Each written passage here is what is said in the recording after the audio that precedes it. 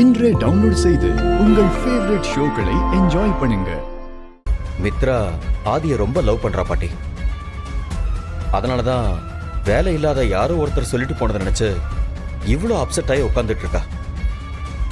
இத பாரு மித்ரா, இந்த மாதிரி குறி சொல்றவங்க சமயத்துல வீடு மாறி கூட சொல்லிட்டு போயிடுவாங்க. அவங்க பக்கத்து வீட்டுக்கு சொல்றத நம்ம வீட்டுக்கு சொல்லி இருக்கலாம்ல. என்ன சமாதானப்படுத்துறதுக்கு தான் இப்படி எல்லாம் சொல்றீங்க பாட்டி. அது எனக்கு நல்லாவே தெரியும். இந்த தெருவுல நம்ம வீட்டுல மட்டும்தான் இன்னும் கொஞ்சம் நல்ல விசேஷம் நடக்க போகுது. அப்படி இருக்கிறப்போ எப்படி அந்த குடுகுடுப்புக்கார வீடு மாத்தி வந்து சொல்லிட்டு போவான்னு நினைக்கிறீங்க? மித்ரா, இப்ப நான் கேக்குறதுக்கு மட்டும் பதில் சொல்லு. என்ன பாட்டி? நீ என்ன நம்புவியா, இல்ல எதையோ சொல்லிட்டு போனானே அந்த குடுகுடுப்பக்காரன் அவன் சொல்றத நம்புவியா? என்ன பாட்டி, ஏன் இப்படி கேக்குறீங்க? நான் கேட்டதுக்கு மட்டும் பதில் சொல்லு. உங்களை தான் நம்புவேன் பாட்டி. அப்ப இப்ப நான் சொல்றத நீ கேட்டுக்கோ.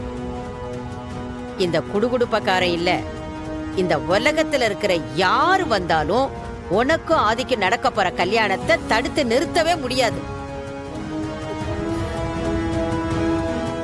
அதுக்கு இந்த ராஜேஸ்வரி விட மாட்டா. இத பாருமா, இந்த கல்யாணத்தை நடத்தி வைக்க வேண்டியது என்னோட பொறுப்பு. அதுதான் உன் அப்பாவோட ஆசையும் உன் அத்தையோட ஆசையும். என் உடம்புல மூச்சு இருக்கிற வரைக்கும் இந்த கல்யாணத்தை நிறுத்துறத பத்தி யாரும் நினைச்சு கூட பார்க்க முடியாது. இத பாரு மித்ரா, உனக்கு நாங்க எத்தனை பேர் இருக்கோம். ஆனா நீ என்னவோ கோழத்தனமான பொண்ணு மாதிரி இப்படி அழுதுகிட்டு உட்கார்ந்திருக்க. என் மனசுக்கு ரொம்ப சங்கடமா இருக்குமா.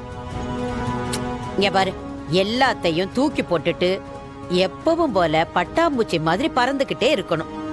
கல்யாண பொண்ணு சந்தோஷமா இருக்கிறத விட்டுட்டு இப்படி வீட்டுல உட்காந்து அழுதுட்டு இருக்கிறது நல்லாவா இருக்கு? நீ ஆசைப்பட்ட ஆதிதான் உனக்கு புருஷனா வர போறான். போதுமா? இப்ப இந்த பாட்டி சொல்றத நீ நம்புவல்ல?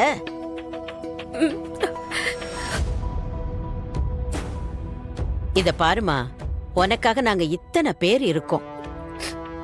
அத நினைச்சுக்கிட்டு நிம்மதியா படுத்து தூங்கு. Good night. சரிம்மா, நீ படுத்து தூங்கு, நான் வரேன்.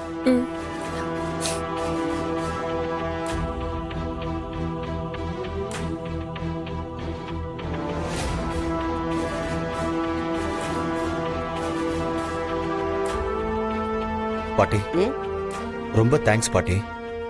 மித்ரா மனசளவுல ரொம்ப உடைஞ்சு போயிருந்தா. நீங்க அவளுக்கு தைரியம் சொன்ன வார்த்தைங்க மட்டும்தான் இப்ப அவளை தூங்க வச்சிருக்கு.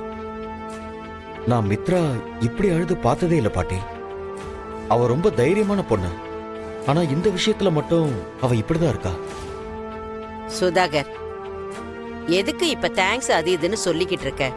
நாம எல்லாம் ஒரு குடும்பம் தானே. இது என்னோட கடமை. போப்பா, போய் நீ நல்லா படுத்து தூங்கு.